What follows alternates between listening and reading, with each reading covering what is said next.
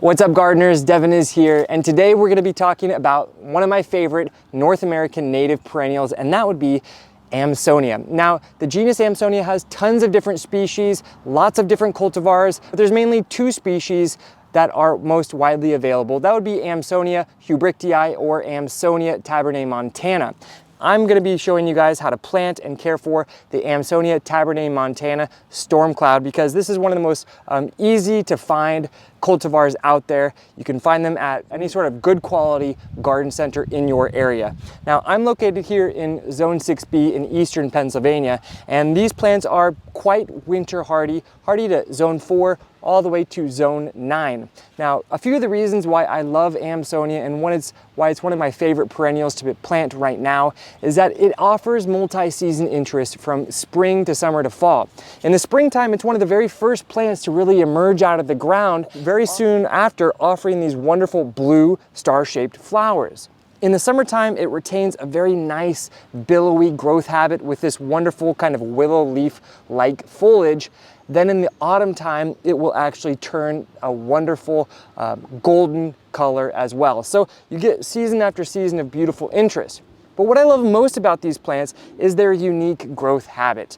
This cultivar in particular, like most of the Amsonia that you'll find, tend to grow about 3 feet tall and 3 feet wide. They have a very substantive growth habit that makes them look like they could be a shrub, whereas they are a herbaceous perennial. And why that's unique and why that's cool is because they have the ability to kind of sway with the breezes, which really offers a lot of interest in your garden, both visually and just in terms of the way that they're spatially filling out your garden. And that's why I'm planting them here in my garden right here in this corner, so that I can see it kind of float and dance with the wind from season after season after season. I first fell in love with Amsonia when I was taking courses at the Mount Cuba Center Botanical Garden in Delaware, where they have a wonderful trial garden showcasing all of the different kinds of Amsonia out there. There's so many different shapes and sizes, even ground cover style Amsonias, so there's really something for everyone. Now, Amsonia is a member of the dogbane family, which includes other plants like Asclepias, the butterfly weed, or also Plumeria, the tropical flower of Hawaii. And as such, they have that milky sap in the middle of the stems, which can be a little bit irritating when you're working with them if you do accidentally break one of the stems, so just be aware. But these plants are very easy, low maintenance plant that will do well in a part sun situation if you're living somewhere with relatively mild weather like me here in Zone 6B. However, if you live further north, like Boston, you're going to want to give it even more sunlight. Further south, give it more shade. I do find that these plants are often best planted with at least one other brother or sister nearby. When you plant them in duos or even trios, it offers a lot of, they tend to support one another visually and also physically, kind of producing a really nice, profound effect in the garden. And because of their unique size, 3 foot tall by 3 foot wide, they are a perfect plant to plant along your foundation with other perennials like daylilies, rudbeckia, echinacea, even coral bells, things like that.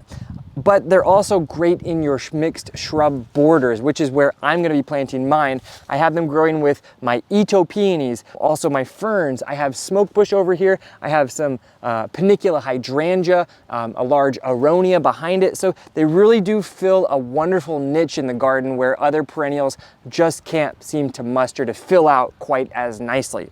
So let's go ahead and get this guy planted. They're also very adaptable to different types of soils. In fact, they really don't even need the richest of soil. I have quite a rich soil bed that I'll be planting them in, so it should be fine. They actually do quite well in leaner soils. That keeps them a little bit stronger, to be honest. So hopefully this soil right here is not too rich. Then just pop it right out of the pot. Some wonderful roots going on. Break it up just a little bit.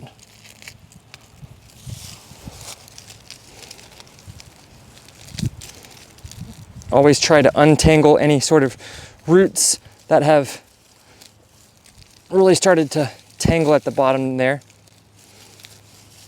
You can even use just give it a nice little massage. And make sure you get it planted at that same soil level.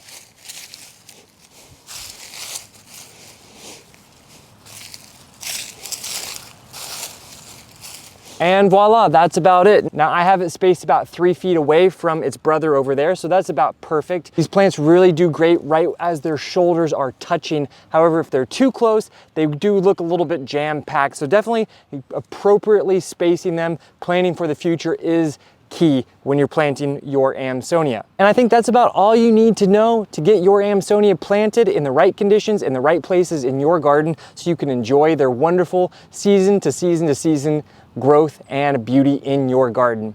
If you do have any further questions or comments or any sorts of Amsonia that you've grown that you absolutely love, please make sure to share it in the comment section below so that our gardening community can learn from your experience as well. Anyways, thank you guys for joining me here on Plant Vibrations. I'll catch you soon. Ciao.